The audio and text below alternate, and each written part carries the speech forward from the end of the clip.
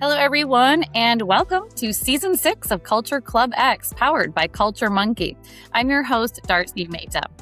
CultureMonkey is an AI-powered employee engagement platform that helps people leaders listen to their employees and build stronger workplace cultures. Culture Club X is our global thought leadership forum where CHROs, business leaders, and workplace experts share practical insights, discuss emerging trends, and exchange proven strategies for building high-performing organizations. Today, we're delighted to welcome David Kingsley, Chief People Officer at Illumio. David, welcome. It's a pleasure to have you here with us. Darcy, thanks for having me. I really appreciate it. It's great to be with you. Yes, absolutely. So David leads Illumio's global people strategy, overseeing talent acquisition, learning and development, total rewards, employee engagement, and diversity, equity, inclusion, and belonging. With more than 20 years of leadership experience, he has helped scale high-growth technology companies, including Intercom, Alteryx, Vlocity, MuleSoft, and Salesforce. Throughout his career, David has focused on building people strategies that strengthen culture while directly supporting business growth and transformation. David, your career has been defined by helping fast-growing organizations transform their people function into a true business partner. Having led people strategy across multiple high-growth companies and major business transformations, you've seen firsthand how HR can create measurable business impact. And that's why we're so excited to have you join us for today's conversation, from cost center to catalyst: how the best CPOs turn people strategy into a business competitive advantage. And so before we dive into our discussion, could you just share a little bit about your own leadership journey? Well, Darcy, I really appreciate that. And as I said, it's great to be with you. One part of introduction I think I need to make sure is clear is my first and most important job is as a husband and spouse and partner to my wife, Erin, and father to our 3 kids, to Jack and Kate and Maddie. That is my first and most important job. And you're absolutely right. I have had the honor and the benefit and the pleasure to serve as the Chief People Officer at a number of companies that really is related to the mission that I believe I'm on this earth for. And that is to help people self-actualize. And I believe that work is one of the greatest ways that we can help people become their most fully human selves. And so when I think about why HR, and I didn't start out here, I ended up here, but I didn't start out here in my career. The people function, I think, humbly submitted, is one of the most important ways that we can contribute to that mission of helping people become their most fully human selves by having meaningful work where they feel like they're contributing to the world in a positive way. Wow, I love that. Well, first of all, amazing shout out to your family, and how amazing that you know your mission, like you said, and that you get to, that's your career and work in it. So it's not work when it's your mission, right? It is my purpose. And I think that, when I breathe my last breath on this earth, and, none of us really knows when that's going to be, I want to feel like I achieved something during my time here. And hopefully that comes in the form of being of service to my fellow humans, and doing that in the form of organizations and corporate world, which is where I found myself. Wow, that's so inspiring. Well, thank you so much. I'm looking forward to getting your thoughts and talking with you today. So let's just dive right into our first question. Yeah, my pleasure. And Darcy, I got to say this. When you said Culture Club, I was like, okay, do I have to wear like my Boy George hat? And are we going to sing some, Karma Chameleon, which I'm up to if you really need that. But otherwise, thank you. And thank you to the whole Culture Club team for what you all do to put these dialogues out in the world. I think you're covering some really important topics and helping give us all brain food for things to think about as we are of service to the organizations that we all serve. Oh, absolutely. Thank you so much. I mean, I am the host of this podcast, and I'm really enjoying it because I get to meet so many interesting people like yourself and from all walks of life and different backgrounds. So, I get to learn from this as well. So yep, I definitely appreciate that. So, yeah. All right, let's dive into our first question. So you started your career as a systems integrator at Accenture, not in HR. How did that business first lens fundamentally change the way you think about people strategy? Yeah, well, I'll rewind the clock a little bit even further than that. So I was a senior in college at Catholic University, undergrad in DC. And I was coming back from the sociology department. I think it was a Thursday or Friday afternoon. And I was out of meals on my meal card. You have like 15, 20 meals a week. And I'd eaten all of them that week. And I saw a sign that said, Andersen Consulting info session, free dinner. And the only thing, Darcy, that I really saw on that sign was free dinner. And so I stumbled into that room going, okay, who's going to feed me? And I started hearing about Andersen Consulting, which ultimately became Accenture. I had no idea about the consulting industry, just to be very candid. And what I heard when I was in there, they were talking about working with clients, solving hard problems, helping drive change in organizations in the face of technology.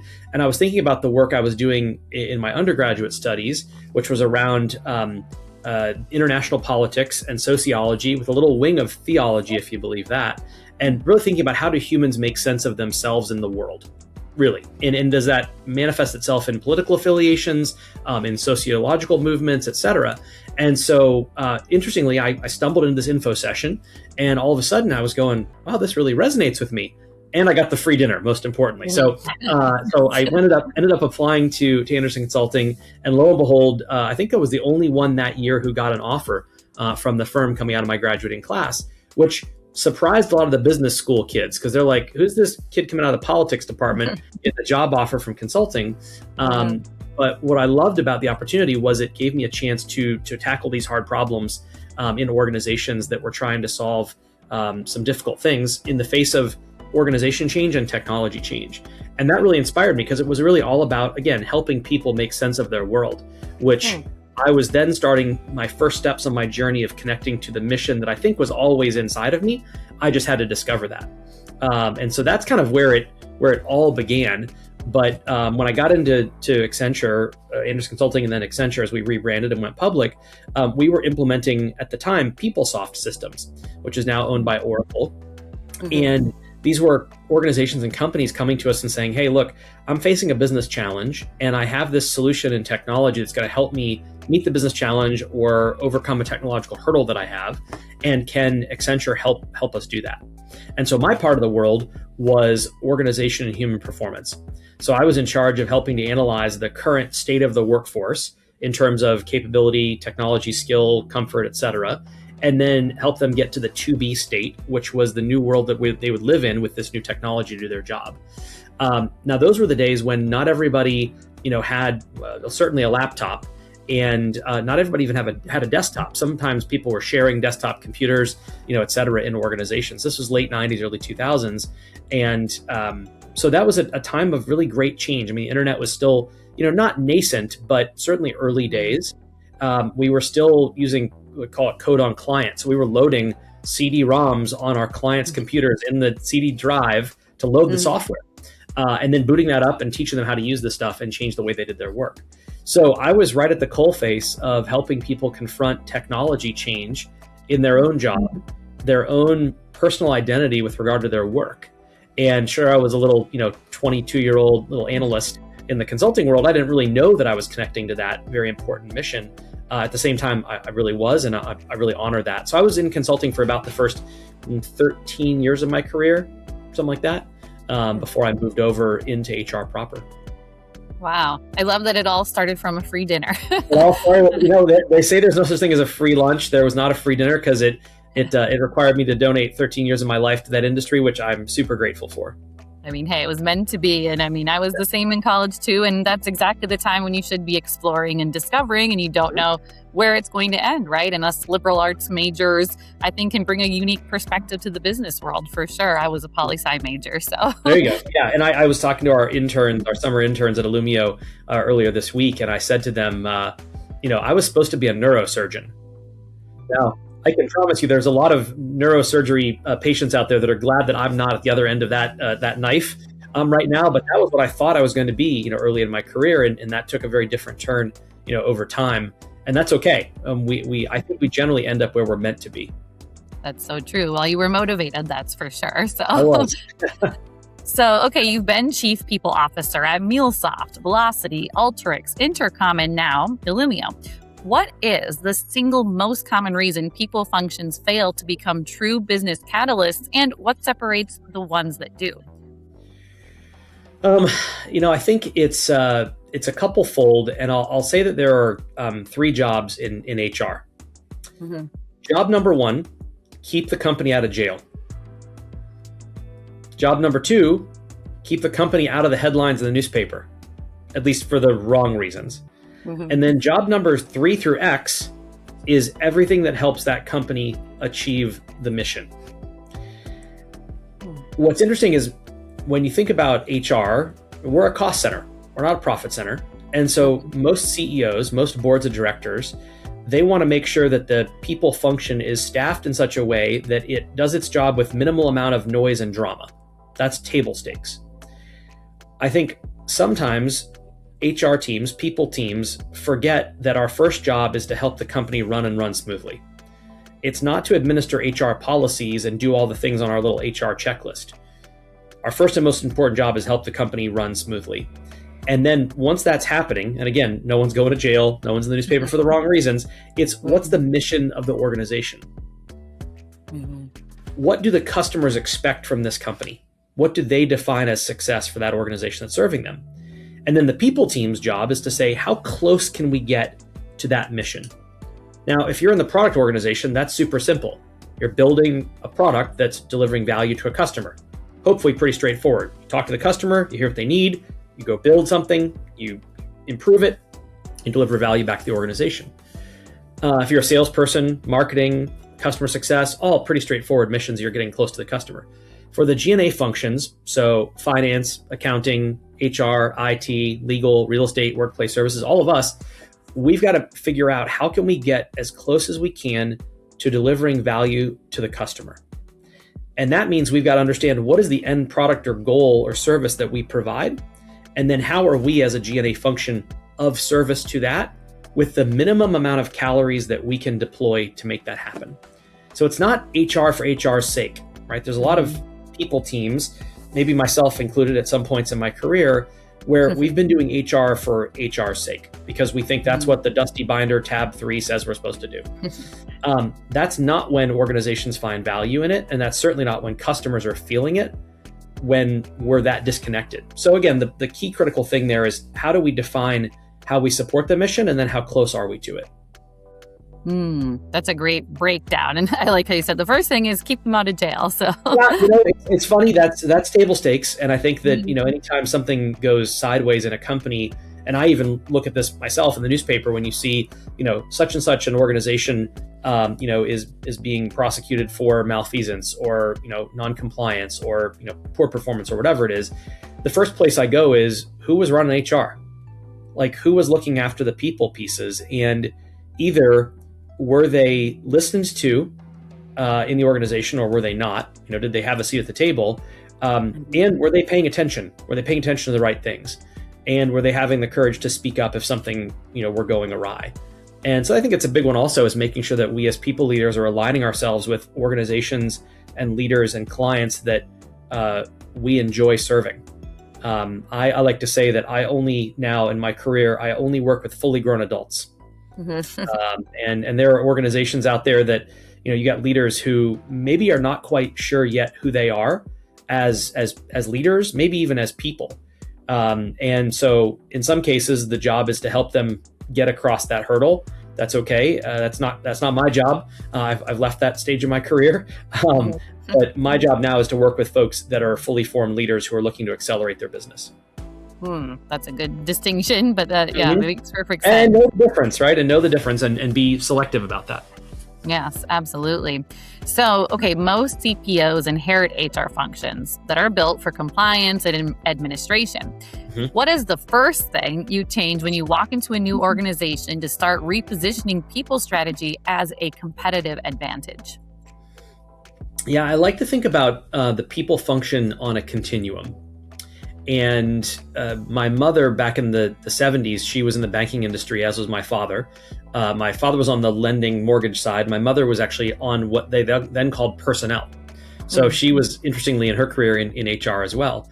And when we think back to the before times, if you will, back then, the personnel department was really the function of a necessary evil, right? And that's at this end of the spectrum, necessary evil. As you move along that spectrum, you can go from necessary evil to critical enabler, which is kind of in the middle. And then over here on this side of the spectrum is trusted advisor. Every organization perceives of its HR function in one way, and I would submit broadly one of those three categories. Is HR a necessary evil? is HR a critical enabler or is HR a trusted advisor? The HR as a necessary evil looks like this. Hey, we're going to have a meeting and we're going to make some decisions. And hey, can somebody let the HR team know once we're done, and just tell them what we need? Don't bring them in until after we're done making the decisions. Mm-hmm. The critical enabler is hey, we need HR to do these couple of things. So let's bring them in, in part 2 of the meeting. Let's bring them in. Okay, now we're ready to talk about these things. So bring them on in the room. Trusted advisor looks like, Darcy, hey, we can't start the meeting. My people partner is not yet in the room. Mm-hmm. Most organizations aren't there. Many people organizations have not earned the right to be there because they're not seen as business critical. They're seen as either a necessary evil, maybe a critical enabler, but not the trusted advisor. Not, hey, I got to have them in the room when we're making important decisions, and they got to be in here the whole time because they have important business relevant things to say. So oftentimes when I enter an organization, we're somewhere on that journey, and it's usually somewhere between necessary evil and critical enabler. Then my job, the way I perceive where I can add value, is to help bring to light where the value that the people function can add. And most of the time, the organization is somewhere of 75% of the way there and ready to serve as a trusted advisor. They just haven't been invited to do that yet, or they haven't really been able to show up in their best way to be able to do that. So my job is to really activate that and bring that to light, which is a kind of a fun place to be, knowing that most of the time the key critical things are resident in the organization and already resonate with the leaders and the clients. We just have to make sure to earn that right to prove that case.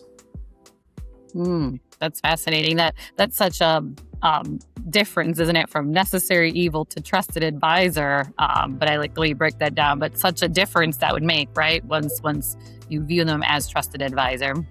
Yeah, and asking the clients, how do you perceive us?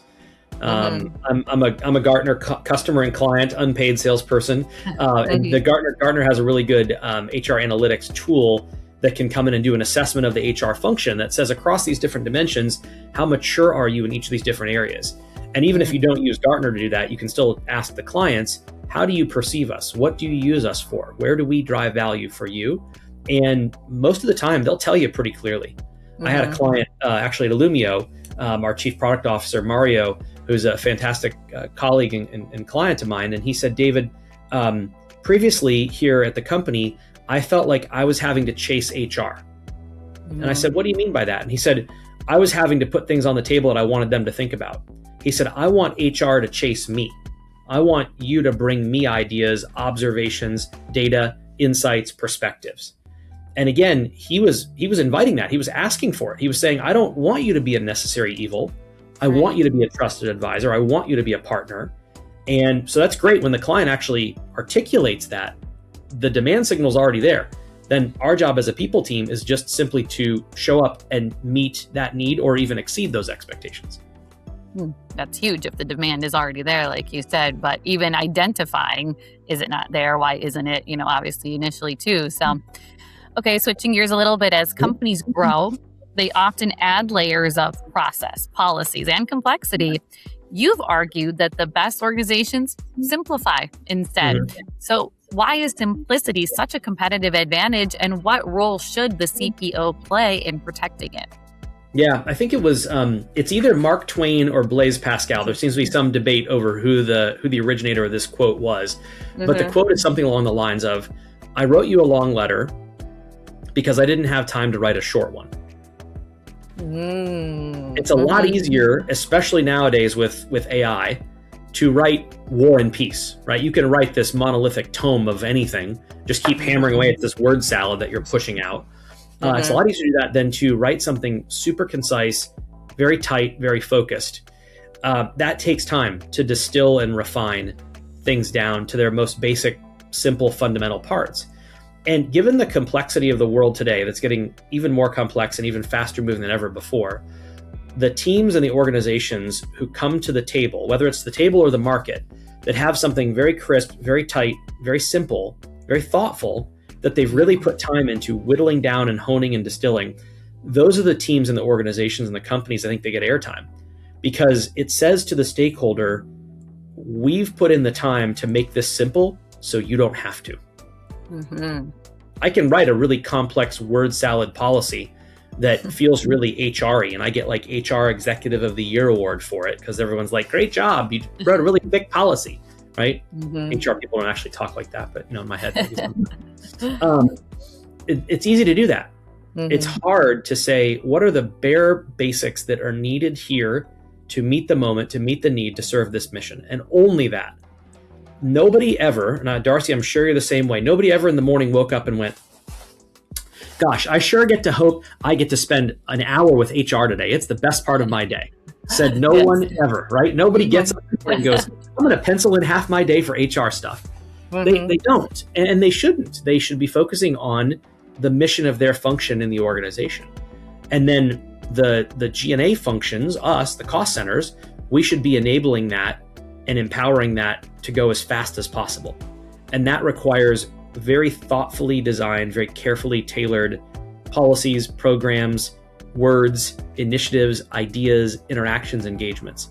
And that takes time and focus. Because again, it's easy to do something that's big and monolithic. It's hard to do something that is tight and streamlined. Absolutely. I mean, that's a great quote to start with, right? And it's so true that especially in the age of AI now, right, that makes things even more complex, and some organizations tend to just add more things, and we got to add this and do this. So simplicity, I think, is going to stand out even more, isn't it? Mm-hmm. It is. And if you think about, clean design, right? Anybody who's ever traveled to Japan, one of my favorite places in the world, just what an amazing culture and place to be. Mm-hmm. Things are just so very purposely built and clean in every sense of the word, right? You walk down Tokyo. I remember I left the office one night in Tokyo, and I had a water bottle, and I had a few more sips in it, so I didn't want to throw it out. And so I'm going down the elevator, I drink the rest of my water, and I had to walk to a dinner with my team, and it was probably about a mile walk away. So it was a decent clip. And I'm looking for a garbage can to throw, or a recycling bin to throw my plastic water bottle out. There was not one in sight. Mm-hmm. And I'm going, I'm just supposed to carry this piece of garbage with me? And if I can put some words in the Japanese culture's mouth of, well, if we don't have a place for you to put garbage, you just won't make garbage. Therefore, we won't have garbage on our streets. How brilliantly simple. Let's leave the bottle where it's supposed to be. Finish your beverage. Leave it in the office, you silly American. There I was walking through the streets of Tokyo with my little empty water bottle. Because they've been so thoughtful in their design about keeping things straightforward and simple and purpose built. So the design ethos that is so resonant in Japanese society and Japanese architecture and Japanese product and design, I think we have an opportunity to apply some of that inside of our organizations as well. I love that you brought up Japan, because my husband and I love that same concept. We've been there and we just love it. And everything that you see when you're there is, you do think, oh, of course they figured out how to do something better, how to make it. And it's everything is so purposeful, from things like the bathroom door is like a sliding curved out door, for women who normally have a bag, or you have suitcase, and you're just like, why didn't anyone else think of that? Or they changed the little towels on the train, just regular thing they do every stop. And just, there's so much. And the garbage thing. And I don't know if you saw the World Cup, when the Japanese fans were cleaning the stands. Did you see that at all? I did not see that. Yeah, they brought their own bags, and they were cleaning up after themselves, cleaning the stadium. And I just thought, well, I hope the rest of the world takes note of that. So, it's interesting. I'll stay on that analogy just for a second. I was flying Southwest Airlines, and I travel a lot for work.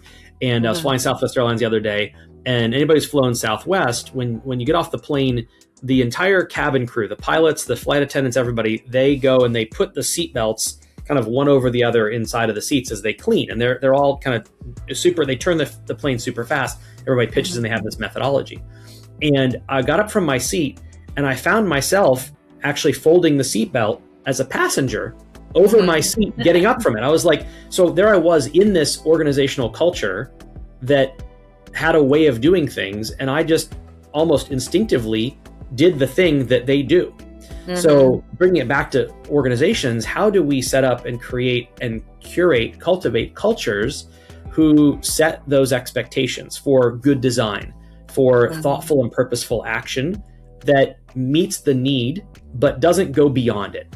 So bringing that, Japanese ethos with the example of Southwest Airlines, and then how do we apply that into organizations where we're delivering just enough HR to meet the moment that allows us to meet the mission in the most effective way possible? That's so true. And the Southwest, is an example of, leading by example too, right? So because you've seen it or it's around you, I do that with, if I see garbage on the sidewalk that's not mine, you think I don't want to touch it. But then I think, what would the Japanese do? They would pick it up and collective Darcy, you're a better so. person than I am, but yeah, if we all did that, we'd have a lot cleaner streets, wouldn't we? I don't always, but I think about it, and then the worst is I think if I've stopped to think about it, now I have to pick it up. Yeah, you have to. You're like, right? If Grandma were here, she would tell me to do it. So it's good. They're making us better people. Exactly. So, okay, only 12% of HR leaders report having a strong seat at the executive table, which is like what we were talking about before. What is the one thing CPOs consistently do or fail to do that determines whether they remain strategic business partners or get pushed back into a more administrative role? Yeah, I think the key critical thing is, do we speak the language of the business? And if you go around a leadership team table and you are an outside observer, I think most of the time an outside observer could probably pick out the HR person in the room. Because generally, we, the HR people, speak on HR topics. We don't often chime in on non-people related things. And I would say that's an area of opportunity for us, myself included. I could get better at this as well.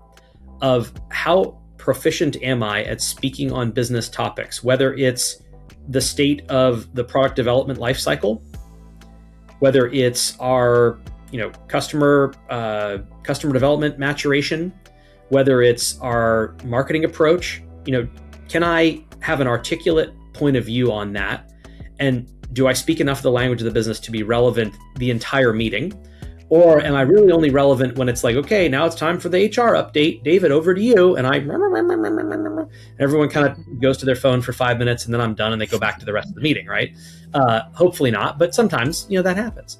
And so I think the challenge I would put out there to all of my colleagues and myself as well is, if I kind of score any meeting, an executive meeting or a board meeting, how often am I chiming in on topics that are not explicitly HR related?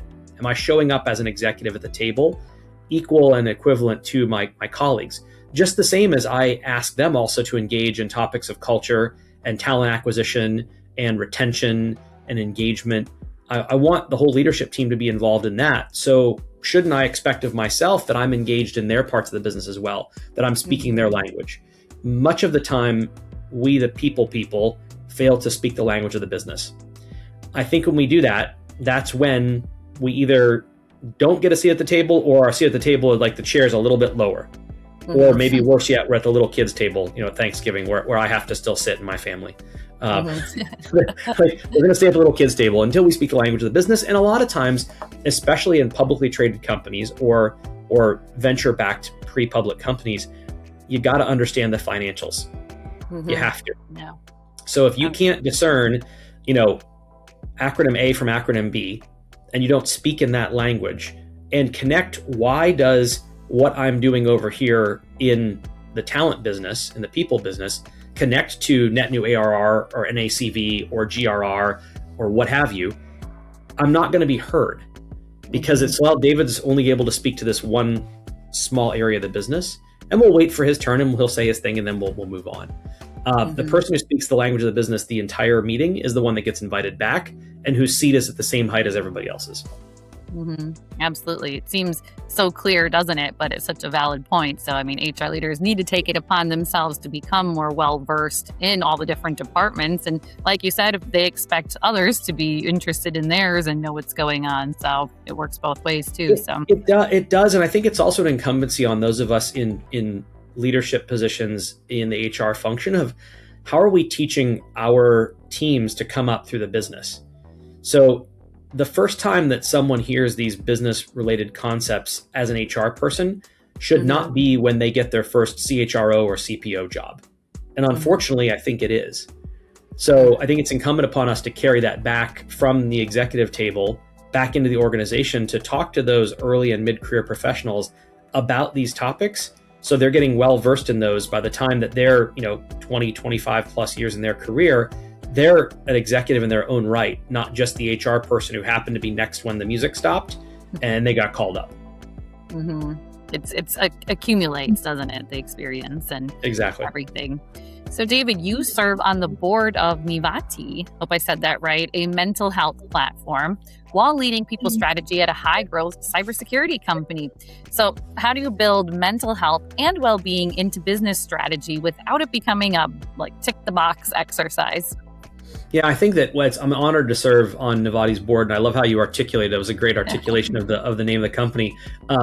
So Vlocity mental health and mental well-being that is underpinned by the concept of we can only do the best work of our careers if we are bringing our whole selves to the table to work. And you can think about this. Let's say someone were to say to you, "Hey, Darcy, are you right or left-handed, Darcy?" I'm left-handed. Left-handed, okay. So let's say someone came to you tomorrow morning. They said, "Darcy, we're going to have you hold your left hand behind your back, and all day long, you're going to type with your right hand only." You'd probably get through the day, right? You'd get there. Your emails would go out slower. Your responses would be slower. You wouldn't get as much accomplished. You'd probably have a cramp in your right hand and right arm because you're not used to using it, the whole keyboard, because you weren't able to use your left hand that day, your dominant hand. I think about that same thing in terms of mental health. If we're not mentally healthy and whole when we come to work, we're not able to do our best work. So whereas some people might think of mental health and mental well-being and mental fitness as a nice to have or an optional, how many people in our world that we know, that we work with, maybe we ourselves, are showing up every day and we aren't fully present because we haven't attended to our mental well-being? And so I'm honored to serve on the board of Vlocity that's helping the world focus on that. And I believe then pairing that up with my role as a chief people officer, it just reminds me to be mindful of that everyone comes to the table from their own journey. Every morning when we all wake up and we show up at our office, either virtual or in person, we've dealt with a bunch of stuff earlier that day. And most people in the office don't know a thing about that. They don't know if we've got a child with special needs, an aging parent who needed help, a friend who's in crisis, a pet or an animal in the house who's not doing well, or we ourselves just having a tough morning for some other reason. We just kind of show up at the office and we assume that everyone is 10 out of 10. We're just like right there, boop, everyone's there, and you just kind of go into your day. And what if we as humans show up in a way that says, I don't know what my colleague went through this morning, and I want to make space for that as I engage with them. And if I just make space for that, they may share something or may be comfortable sharing something that allows them to get something off their chest, or to tell me, "Hey, David, you know what? I'm like an 8 out of 10 today. So I know you want to have this really important discussion. Can we wait until tomorrow? I've got something on my mind right now that I'm working through, and I want to give you my whole focus and attention." How powerful is that if we make that space? And then, oh, by the way, we get maximum input from that person into whatever we're trying to do, or output for that task, because we made space for the idea that not everybody every day is okay. And that is in and of itself okay.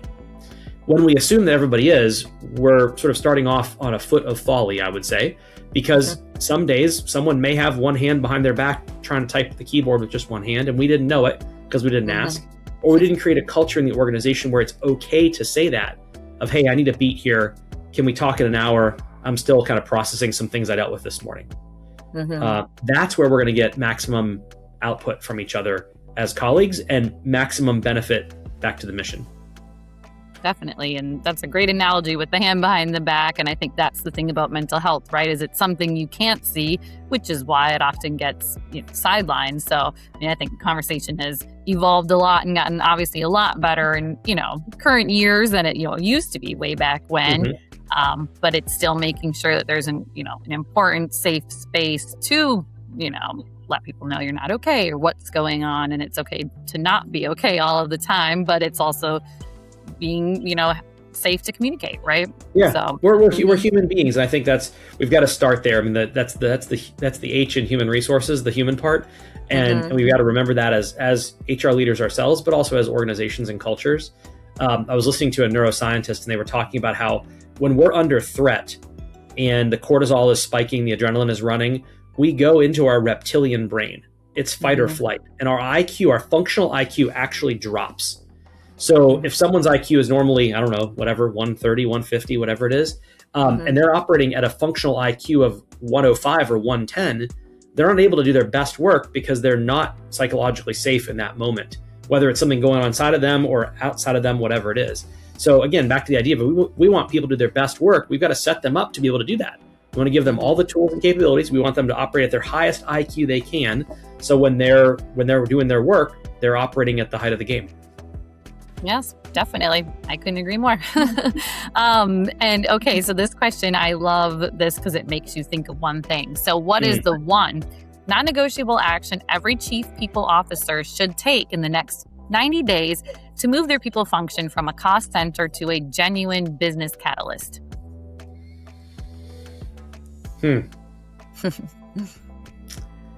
This is probably going to not be an answer you've gotten before.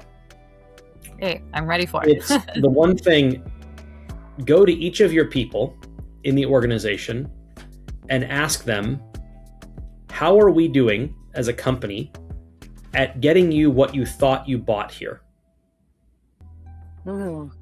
Much of the time we assume that all the people on our team are fully dialed in, that they're right where they want to be, they're giving us their best work, and we're rocking and rolling. I would offer a provocative idea that that's probably not true.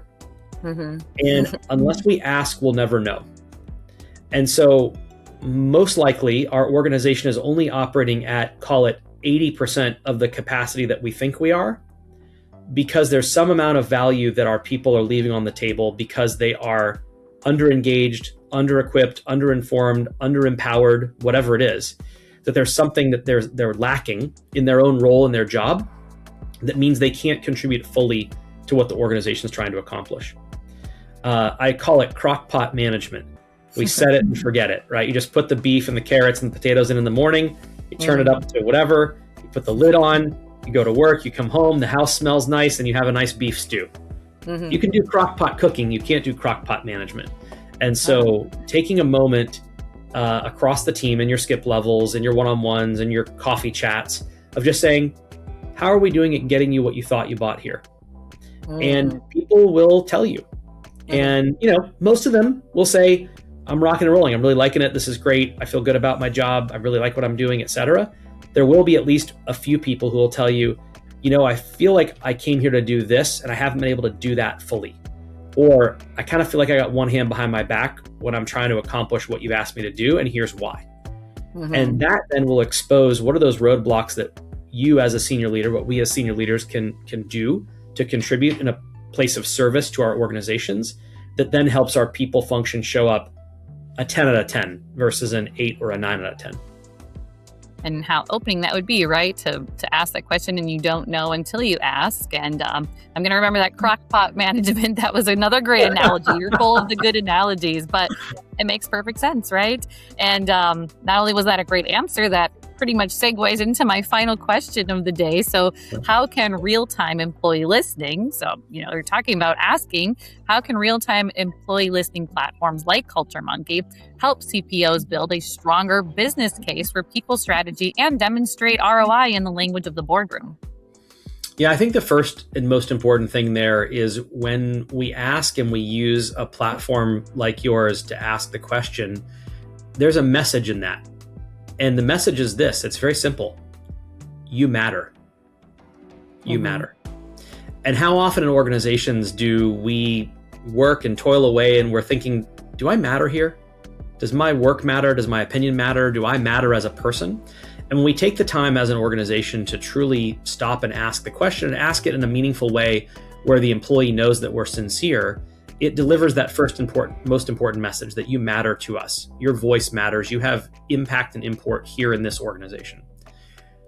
That's, I think, actually the most important thing that employee engagement efforts do. A very close second is we derive a lot of really valuable insights from the feedback we get around, hey, you, the management up in your ivory tower, you think this thing is working, and guess what? It's not, or it's not working in the way that you think it is. And if it could work this way, it could be even better. So the feedback that we get is super important, and making sure that we're reading those comments that come back in these engagement avenues. People take the time to write their words, to put their heart into it, and provided they feel comfortable that they're able to submit it in a way that is anonymous, not attributable, or they feel comfortable even maybe to put their name against it, that they know that their words are going to be heard and honored. There's a lot of value that's in there. It's truly the wisdom of the crowd. I think that in the before times, the leadership cadre, the management of an organization, had the best knowledge of the organization. They were kind of overseeing the factory floor. They could look down from their little window and see all the widgets moving along the production line. That has completely changed. The wisdom is with the team members. They're the ones seeing it every day with the customers at the coalface. Now, maybe that actually never has changed. It's always been the people on the production line have the greatest wisdom. We just now understand that, and we have vehicles and mechanisms to access that and derive value from it. So I think that's shifted a lot. And candidly, our colleagues, our team members expect that now. If you think about what our experience is as a consumer, as a customer out in the world, we have a consumer expectation of having an independent relationship with every brand that we're part of. Think about your favorite store or shop or app that you use. You want to be able to provide feedback and be heard and be listened to as an individual by that brand, by that company, by that organization. So too do our employees want to feel that way at work as well. And so when we match the company experience with the consumer experience, we're speaking to people where they are today. And I think that avoids the need for people to context switch of like, oh, that's in my personal life and this is in my work life. And those are two different things. I don't know about you, Darcy, but my work life and my personal life, I call it work-life integration.